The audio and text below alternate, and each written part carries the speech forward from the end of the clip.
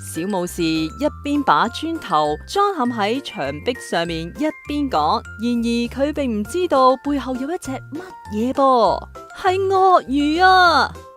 呢個就係點解我話慶幸書中有一道牆啦，而我喺牆嘅呢一邊。等等，究竟係咩一回事啊？